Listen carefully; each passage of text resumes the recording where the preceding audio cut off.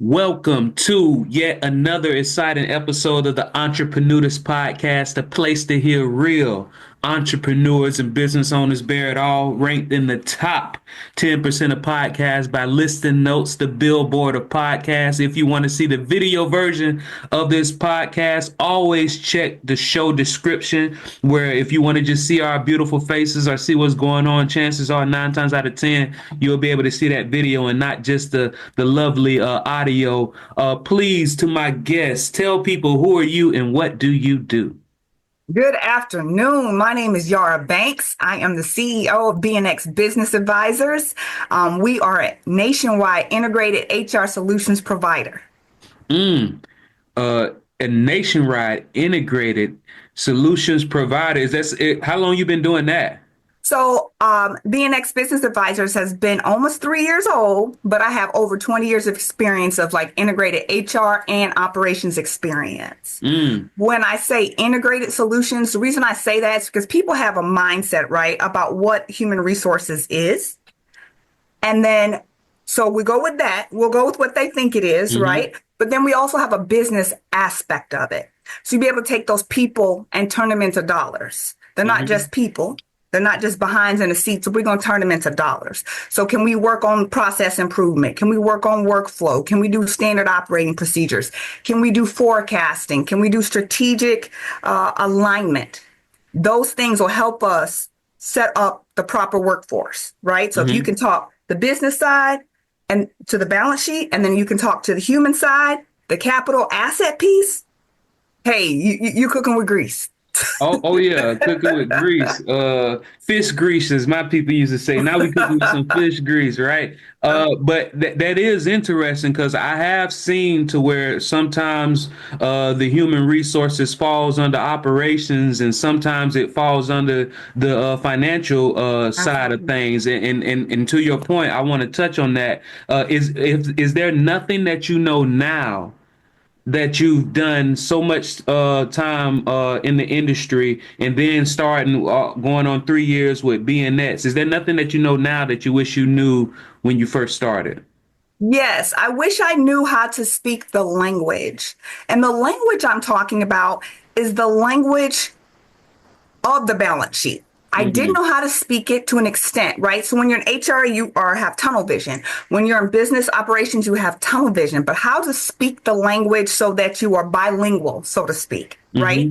And so understanding who your audience is, any type of business, you need to really understand who your audience is. You need to really get in touch with your ideal client profile, your ideal customer profile. How do they think? Where do they get their information? What words or solutions pop out at them? You need to understand what their pain points are. It's great to start a business, as you know, Randall, start a business, say, hey, this is fun. I like it. I'm going to do this. But if the market doesn't demand it, no one's looking for that, you're not going to be successful. So really what I learned just as an entrepreneur, take away from the skills I had before I started this, was really how to speak to that audience, how to be able to articulate their pain points and my solution for them. Because I get what you're saying, and I watch a lot of movies where, sometimes it's time period movies to where one country is invading another, and the only people that they would keep alive, let's say they coming in to pillage and to destroy, the only people that they would keep alive are the people who knew how to speak their language, right? You would Translators. see that one moment in the scene where they realize that this person can speak their language, and all of a sudden they just killed 100 other people, but they let that person alive because the ability to communicate, the highest form of compensation is communication. That's The right. ability to communicate is what gets to those dollars. And it sounds like what you're saying is, in the beginning, you knew the problems from an HR perspective, but you did not know how to articulate it to where they could see the bottom line show up on that financial side. That's correct. That's correct. Oh man, so when you figured out that solution, was it one of those things to where, all right, I'm an HR person and I know how to articulate how it translates on the bottom line. Does that mean that any HR professional can work in any industry? Is it like a general practice type thing or a No, specialist type thing? no, that's a good question. So here's the thing. First, let me say this. I recently read a study that said 83% of CEOs polled did not know what HR does. Mm, What's their full gamut of what they can do? What that tells me are a lot of things. A, they're not being used to their full potential. B, they may not even recognize it because, again, we have tunnel vision and we're pigeonholed, right? So I didn't know initially that I didn't know what I didn't know. Okay. So it took me a minute to figure that out. mm-hmm, I don't, first of all, human resources, everybody needs, it's like a doctor. Every organization needs human resources. So that mm-hmm, goes without saying. But depending on where you are and the size and culture of the organization, HR may not have a seat at that table. And so if you're not exposed to the proverbial table, you won't be exposed to the language, right? You know, okay, well, I'm supposed to hire people. All I know is job descriptions, how to use the little website where people post, how to do some interviews, but I don't know what the next part of it is or mm-hmm, how this role plays out in the larger organizational goals. mm-hmm, So I can't speak to the organizational strategy, the organizational alignment, if all I do is this one little thing in a bubble. mm-hmm. But as far as principles, as far as most of the regulations, they do transcend no matter what industry. And it's funny because you'll see a lot of ads say, oh, I need an HR person, but they have got to have experience working in a dairy farm. Like, you know, or they have to have experience working in manufacturing or tech. The culture's a little different, but if you understand workplace culture and how to navigate that and how to work towards change management, at the end of the day, that's not even going to matter. Mm. Because It's not even going to matter. Because it seems like somebody would be saying that, basically saying, "Hey, I know what you typically think HR should look like, Mrs. 20-year professional, but Mm-hmm. we're different. Mm-hmm. It's 1,000 industries, but our industry is different, and we want to make sure you know that we're different, so you can't just put us in a box." Is that what they're trying to convey? I think they're trying to convey that they're different, but I don't think it's an intentional we're different. They honestly believe it's somehow different. Mm. They honestly And believe it's somehow different. And when I say it, what I'm referring to is the compliance piece of it, the process of it, the forms, you know, the regular stuff. Culture is definitely going to be different. I can give you an example. I recently worked on a contract for an organization, and it was a credit union that acquired, I'm sorry, that merged with another credit union and then acquired a bank all in a year of like all in the span of like 2 years. mm-hmm, Now, most people, okay, it's all finance industry, right? But way different cultures. Banks are about dollars. Credit unions are about the community and their members. mm-hmm, You know, the community, I mean, the credit union belongs to the community. mm-hmm, The bank belongs to the board of directors and their shareholders. So it's different. So what I'm after, what I'm trying to convey, my interactions are completely different between a bank and a credit union. mm-hmm, So you talk about a clash. Oh, it was a huge clash. Even everything down to their dress, how they wear their clothes. mm-hmm, Credit union people, I'm all about the neighborhood. If I'm rural, I'm out here in the farm, and I'm some credit union out there. All my people are farmers. I'm probably wearing jeans to work. It's different. If mm-hmm, I'm downtown New York and I'm working in a bank, the dress is different. mm-hmm, The goals, even so much as I remember they had this, sign up for a checking account and get the proverbial toaster, right? mm-hmm. Well, if I'm a farmer, toaster's really not doing that for me. If I'm somebody who eats eats at the bagel shop on my way to work every morning, a toaster is really not doing it for me. So how can we define our culture as a whole, but then have sex of it depending on where our geographic location is? We had to work all Mm, that out because they had 14 different locations. mm-hmm, mm-hmm, So that's what the kind of stuff I'm talking about. It's obvious. You think finance, oh, it's the same. Not the same. mm-hmm. Not the same. And I think that's good. Because what you're saying is you understand that each of these industries have their unique factors, and then subsets of that Absolutely. have their unique factors. And if somebody is dealing with a true HR professional, they're not going to treat them like a cutter. They're going to take the Exactly. time to observe and see what the norms are, and then you're going to make sure that those norms keep your uniqueness, but Hmm. make sure those norms don't get you into trouble with compliance down the road. Because Absolutely. who cares about a company culture if your company just got shut down when it could have avoided something very obvious to somebody like you? Right. And to have a sustainable growing culture where people feel valued, they feel part of something bigger than themselves, drives productivity. It drives loyalty. Everybody innately wants to do the right thing. Give them all the tools and resources to do that. Give them everything they need, whether it's training, whether it's equipment, whatever it is they need to give you 110, you give them 120. Mm, It's an asset. No more than you buy a Maserati, park it on the street, don't put a cover on it, never run the engine, don't do an oil change, don't wash it. No more than you spend that kind of money on an asset and let it sit there. Should you do the same thing with your human capital? it sounds like that people should realize that once they get an employee in the door, Hmm. that is just as valuable to keep them Hmm. than it is to it's less expensive and more valuable to keep them than it is to try to find a replacement. Absolutely. There are metrics like, cost to train, cost to hire, cost to recruiting. All those metrics are these wonderful algebraic expressions that will tell you how much this is costing you every time somebody walks out the door and you have to replace them.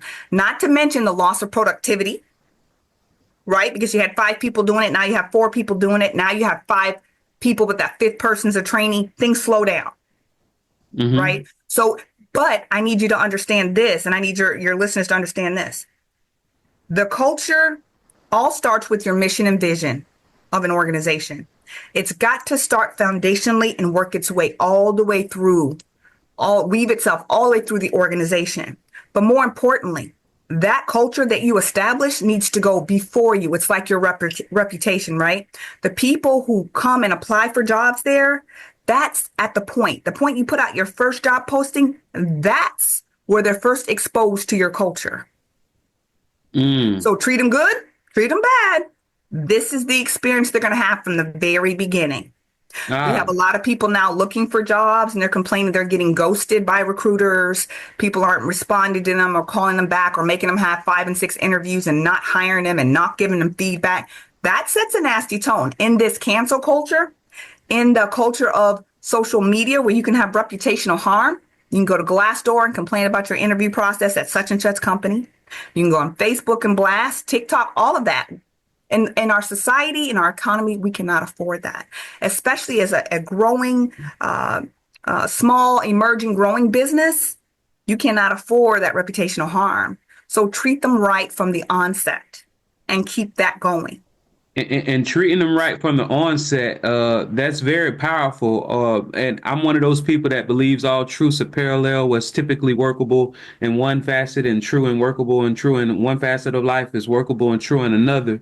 And That's and right. in law, they have this thing called fruit from the forbidden tree, to Yes. where if you get, let's say you a officer illegally pull somebody over, and then when they pull them over they find drugs or a weapon. If it's fruit from the forbidden tree, if you shouldn't have even pulled them over in the first place, you never would have found those drugs or found those Absolutely. weapons. So even though that was legitimate, what you found, Hmm. because you started out wrong, all of that you did is for nothing. That reminds me of somebody. If they were to hire somebody on, they treat them well. They give them that 120%, like you said.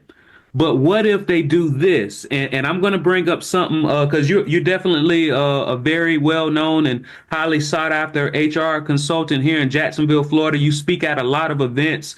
I saw you speaking at Thrive Mhm. one of SBA's programs, and you were Yes. speaking, and you said some things that people should not ask in an interview, and it seemed counterintuitive to me. Do you not have any examples of questions that you shouldn't ask people in their Absolutely. interview? Because even Absolutely. if you treat them great, if you hired them wrong, that Hmm. could tear everything down. Right. So questions like, are you married? Do you have children? Where do you go to church?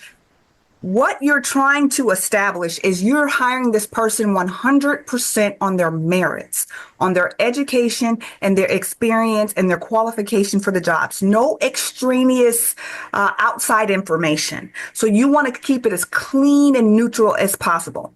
Nowadays, everything's, on the computer and digital. It makes me cringe to get a resume with someone's picture on it. Mm, Because if I don't hire you, is it because I saw you in a wheelchair? mm. I tell people when I help them prepare resumes, don't put what years you went to college because that dates you. And I'm saying, oh, that's an old fogey. It's going to take forever for that person to catch up with technology. That Hmm. might be a reason because we all have our own biases. We all do. And they're not necessarily intentional and they're not necessarily on the forefront of our brains. So what you want to do is not put yourself in a position to where you've had conversations or inquired about things that are not relative to the job. But Yara, I'm a nice boss. I want them to know that I'm nice. I'm making friendly conversation, asking them about their marriage, asking them about their children, asking them about their church. Is that not true? Let me ask you a question. Are you their friend or their boss? Because you can't be both. Our company culture says we treat each other nicely, and we're curious. Okay, so be all of that once you've made your hiring decision. Mm. So, okay, so it sounds like you're saying somebody can incorporate their company culture of we're curious and we're nice. And being curious and nice is asking the people around you about their life. But it sounds like you're saying it's important of when you cut that on Right. during that process. Right. Be nice. If I happen to tell you I'm married and I have 6 kids while we're talking, I've told you that. Now you don't need to say, well, how old are they? Do they go to daycare or so what happens if you have to call in from work? What do you do then? You see? Mm, You don't want even though you're just talking, because you got kids too and you have the same struggles, you don't want to give anybody the impression that any decision you're making regarding hiring has anything to do with anything besides their qualifications. And that's the key. Now, once they work there, you've made that major decision. Okay, great. Now, incorporate them more into your culture. Say, hey, don't go around interrogating people. But in the course of your day to day, you find out that, oh, I have to get off early because I have to take my kid such and such. Oh, your kid plays softball. Mine does too. Where do you play at? That's okay. mm-hmm.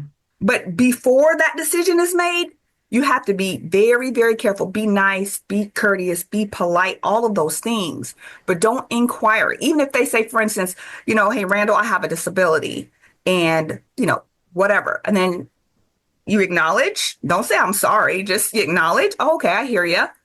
And don't make any other comments about that. Mm-hmm. Because later on, and this is a very litigious society we live in, right? People are always trying to sue one another. You don't want to give any ammo. Mm-hmm.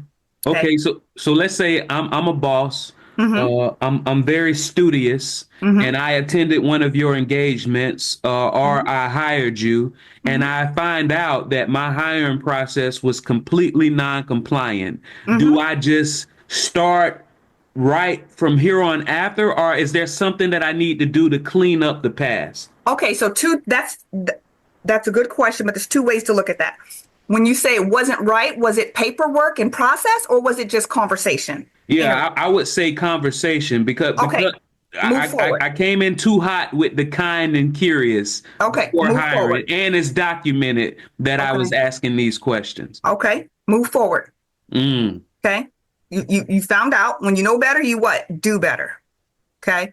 But if it's a process, if it's paperwork, something that wasn't documented correctly, or you didn't fill out a form, yes, go back and do that. Right. okay. Don't post date it. Date it for today. Make it known that, yes, I recognize I forgot this, and let's do it right now. Right? Got it. Fix it. But if you're talking about conversation, once you know better, you do better. So you don't go back and say, hey, I think I asked you some discriminatory questions 2 years ago when I hired you. We don't do that. We we move forward. We learn and we grow. Absolutely, because I think a lot of people uh, recognize mistakes, right? And they also recognize that once you were made aware of the better way to do it, Mm-hmm. they give you grace for that. People Mm-hmm. can forgive mistakes. So, Absolutely. all right. So let's say, all right, I hired them. Great. I Mm-hmm. followed compliance. I got all the right forms signed. I've been giving them 120%. But it seems like this person isn't right for our culture. Either they're the wrong person or they're in the wrong seat. We don't know for sure, but it doesn't seem like it's a good fit for us. Do we just fire them that day, or how do we do that? Randall, I'm going to be 100% honest. That good fit thing that you just said is just like loaded. It's loaded. I need Mm, you to be able to articulate what is the issue. When you mm, say you're not a good fit for my culture, what does that mean? Does that mean their work ethic? Does that mean their conversation, the way they communicate? Does that mean they don't respect personal space or they're nosy? Does it mean that they are not the get along guy? mm-hmm, Does it mean they ask a lot of questions? What does that mean? Because when you can articulate it and identify the root cause of whatever the issue is, now you can begin to address it. The fit is just an open, it's like a black hole. What does that mean? mm. So, first, if you were to call me up as a consultant and say, hey, Yara, this is the case, I would ask you these questions. What does that mean? What does that look like not fit? And that does seem you wouldn't because that seems like the normal phrase that people say they weren't a good fit. But it sounds like what you're saying is not if you're thinking about terminating somebody, you can't just say they're not a good fit because all the key decision makers or the key stakeholders understands what that means. No, you Mm-hmm. have to assume that somebody's going to be reading this in the future and they That's don't right. know what good fit means. Right. Because a year from now, you could get a letter in the mail that says Yara Banks is suing you for discrimination and you fired her. Who is Yara Banks? Let me go back to the personnel files and look. Oh, yeah, she wasn't a good fit. Well, what does that mean? When you got to go Mm, to that deposition or you be interviewed by that investigator, what does that mean? And then, depending on what it means, how you address it. So now I know what it means. Now we can talk about a plan of improvement. Now we can talk about how we can coach you through it. Now we can talk about how to get help for whatever the problem is. You always want to try to save the working relationship if you can. You do, because like we talked about earlier, it costs money, it costs productivity, it costs reputational harm, cost to train, cost to rehire, cost to recruit, all of those things. So oh if it's a yeah. matter of just coaching, let's coach. If it's a matter of having a better understanding, and this is something I talk about in my latest book, it's called Executive Blindspot, and it's talking about how misalignment with HR impacts your bottom line. And this is key. A lot of times the C-suite and executive and owners don't have a full understanding of what HR does, so they're missing the mark on being able to utilize what they bring to the table, Mm-hmm. right? So if a manager calls up and says, "Hey, I want to fire Randall," and as HR I just stamp it, there's a problem. Mm. Because what's happening at C-suite, all I'm seeing is, man, there's a lot of turnover. I might know it and I might not, depending on the size of the organization, because it could be all in one area or it could be spread out. You need to identify, why is there so much turnover? Why did we do the exit interviews, and find out if they'll answer you. Why are people leaving?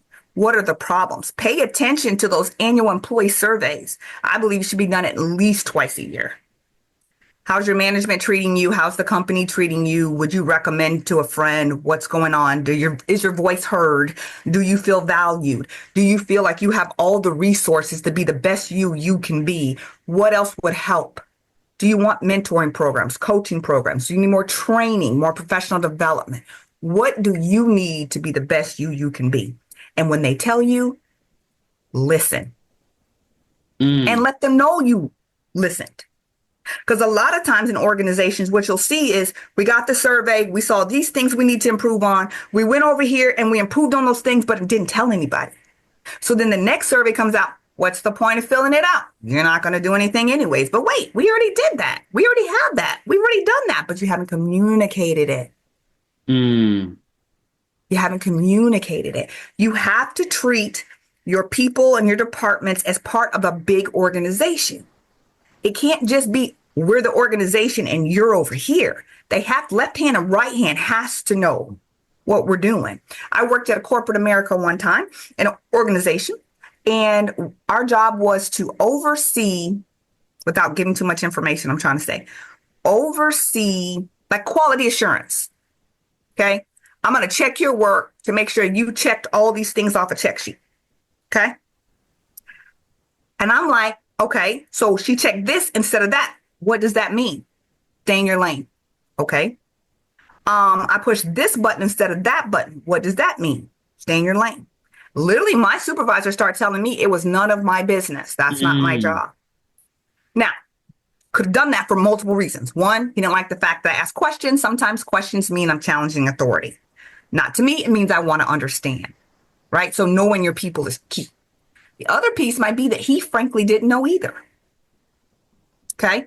But if I don't know what's happening upstream and downstream from my work process, how do I ensure that I care enough to do it right? So what if I check that box this time? Well, downstream, that could cost the company $500,000 because you didn't lock their interest rate in, right? So you need to understand your role and how it plays out in the larger organization. Yeah. So my book, we talk about, really motivating your workforce. And that's by telling them what's in it for them. So I worked a job for a while and I felt, you know what? I don't want to work anymore. I do great, but I don't feel like I'm contributing anything. I feel like I'm making rich people richer. And that's how I felt. But if I really would understand the organization, given the opportunity to understand how left and right works together, I would have known at that time, and that was years ago, I would have known that I was actually helping people. I'm sitting in a call center or back office processing loans, mortgage loans, right? And all I see myself is doing paperwork. But guess what? This paperwork is contributing to somebody else's generational wealth. This paperwork is contributing to somebody else having a safe place to sleep at night.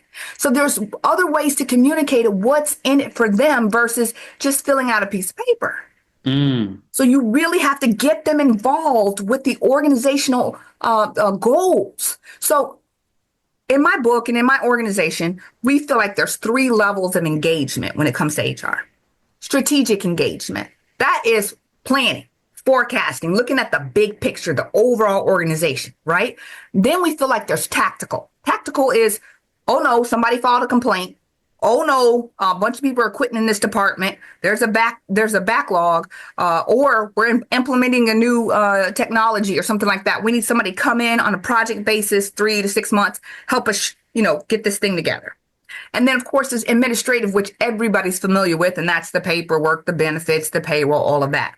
So there's 3 levels of engagement. What I find is most people think HR is only responsible or capable of that administrative level. But really, when you have HR at the table, they help you determine, okay, I want to build a new facility in Poland, right? I don't know where I came up with that, but in Poland.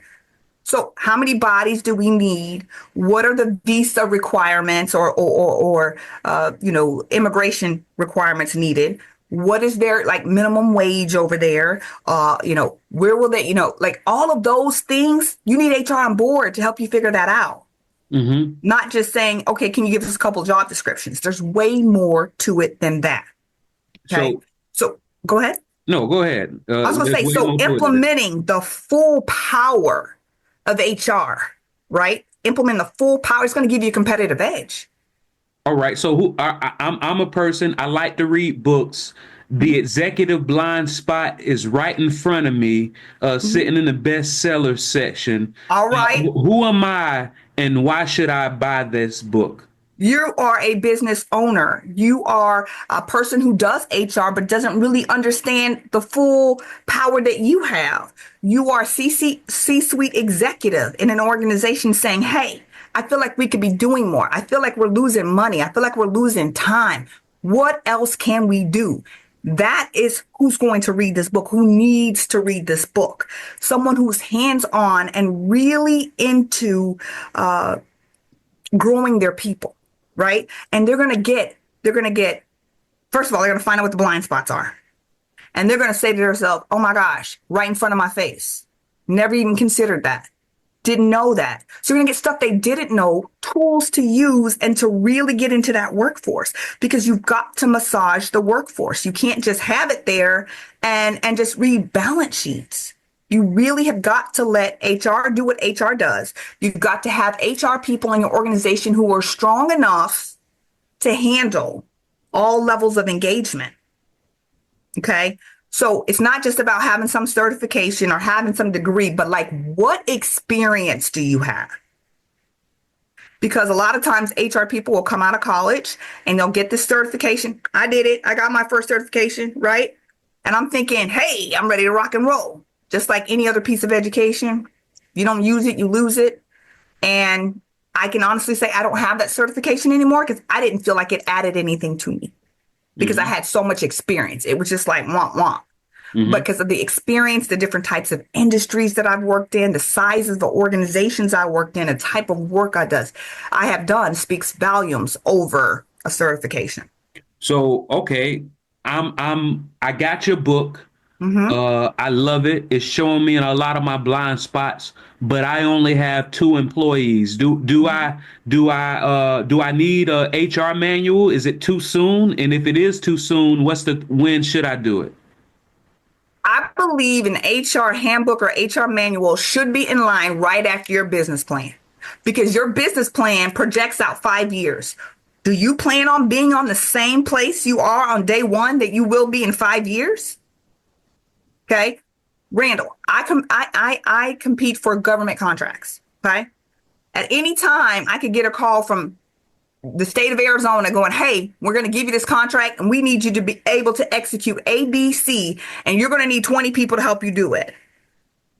Do I have to start from scratch? Oh no, I don't have a job description. Oh no, I don't know how to do salary or benefits. I haven't lined up anything. I don't have an accountant to help with payroll. You should not be waiting last minute. You should be preparing your HR manual, your philosophy about hiring and what you want your culture to be. Again, remember I told you vision and mission. See how early on that was? All of that should be in alignment and ready to go. So when you get that $1 million contract, you can hit that easy button, right? And get it going. Man, it sounds like you should be prepared for what you want. Exactly. They say dress for the job that you want, act for the job that you want. Sounds like an employer should be having all of the foundation for the company that they want. And even if they have just a couple employees, or before they even open up the doors, they Absolutely. should have this they should be consulting with somebody like you just to make sure that they do it the right way, because you got those crossroads, and right where those roads split is so close, you can easily change another course without it really adversely, but the further you go down the wrong path, it can be tougher to turn around. That's right. So start it early, even before you make your first hire. Matter of fact, we have a Grow and Thrive 25 campaign that's talking about small businesses. Before you make your first hire, talk to us. So we're going to give you that foundation. We're going to also give you tools. You got to have a job description. What about a job application? What about onboarding, new hire paperwork? What about a training? We got templates. We've got all of that in a package for people ready to make their first hire, or they only have a handful of people but didn't necessarily start it right, but they want to get it right and go forward. So we're trying to prepare the small businesses, the micro businesses, the Fortune 5, and middle market. It doesn't matter to us the size, but we want to get it right. Because at the end of the day, if it all works right, that balance sheet just continues to be green and green and green. And that's what Green, everybody wants, right? Everybody green, wants that. green, green. Green So, and green and green. So please So, tell people where can they go to pick up your book? What outlets? okay, so the book is on pre-order right now. You can go to our website, which is bnxba.com, BNX Business Advisor. So bnxba.com/executive blindspot. Okay. And then once it's released, the actual release date is January 30th. You'll be able to find it wherever books are sold. And we also have a Kindle version, what do you call that? E-reader version Mm-hmm. as well. So we're really excited about it. We've got workshops and conferences and trainings already created around this book because we feel like it's that important that we need to get into those organizations to really hammer home what they're missing and how to pull that out of them to move Man, you forward. got to pull it out. Yes. Actually, a lot of people are not familiar with the word educate, which comes Hmm. from the Latin word educare. I believe. Hmm. I don't know if I'm pronouncing it correctly, but it means to draw out. A lot Hmm. of people thinks to educate means to put something into somebody, Yes. but education actually means to draw something out of somebody. And it Mhm. sounds like what you're doing is educating a lot of these executives and business owners on exactly how they should move. Is there Mhm. a question that I didn't ask you that I should have? I have one. I want to talk quickly about how important it is to understand emotional intelligence when you're in leadership. Okay. If you're leading a team, but you don't have your emotions in check, your team is walking on eggshells. They don't know what's right, what's wrong. Can I ask you a question? Can I tell you about a problem? You don't have that open communication. Also, you don't know how to lead them. You don't know how to motivate them. Part of being a leader is understanding your team, understanding their wants, their needs, their desires, understanding what drives them, what's their why, and then be able to speak to them on that level. Understanding that I know when I talk to Randall, he can get kind of heated. He talks loud all the time. That doesn't mean he's mad. So when I go and give him feedback, I understand that I need to lower my voice, speak a little slower so it doesn't trigger him into Hmm. getting even louder so we can have a conversation. If I know that somebody tends to be more sensitive, I'm going to take my time. I'm probably going to sit eye level. We're going to sit side by side instead of me standing over you or across the table. We might have a quick little conversation off the floor, right? So not everybody can hear, so I can respect your privacy because you're sensitive about such matters. I need to understand what my triggers are, and I need to understand the triggers of my people. That emotional intelligence bleeds down from leadership to your middle management to your staff and out the door to your customers. You know, if you get somebody on the phone and they're having a bad day because they immediately got an attitude, right? But if I can get to the root of why you're having such a bad day today, you're not going to pass that on to my customers.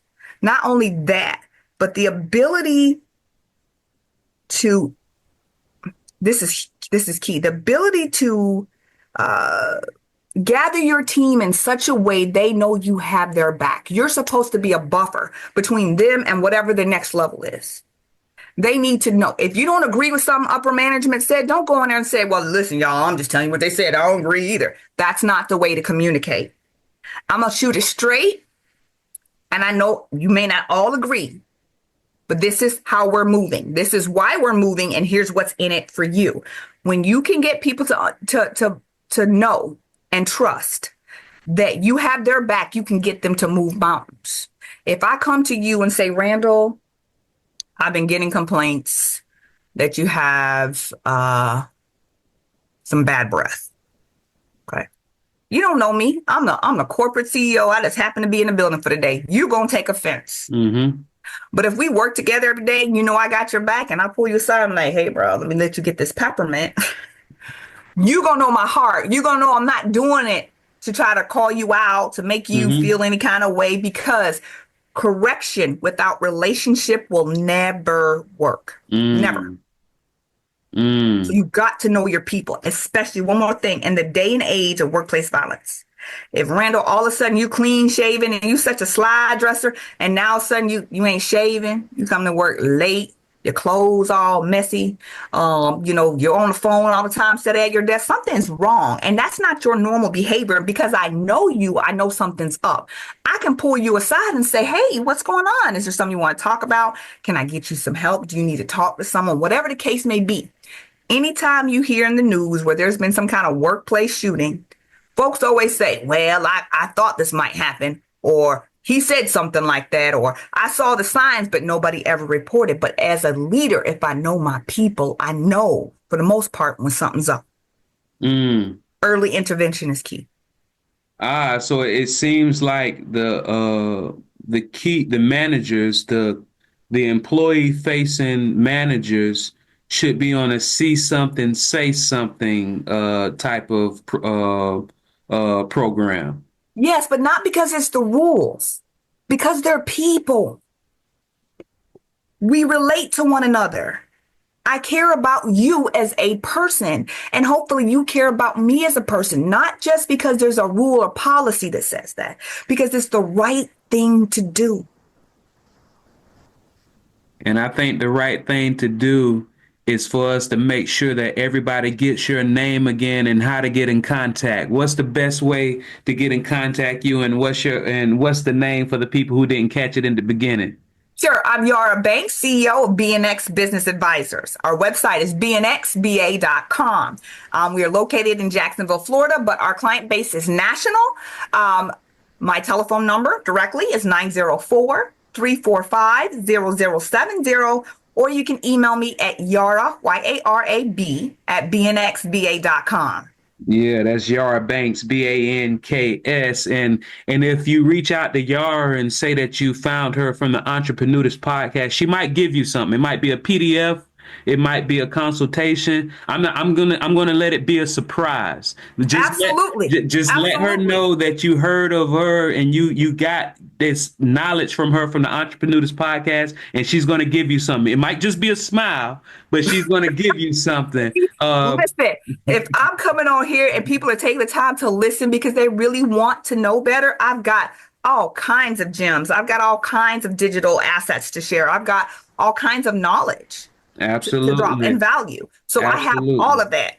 This has been another episode of the Entreprenudist podcast, a place to hear real entrepreneurs and business owners bear it all. If you want to see the video of this prestigious and informative interview and conversation, please check the show notes. This has been another one, and we are gone.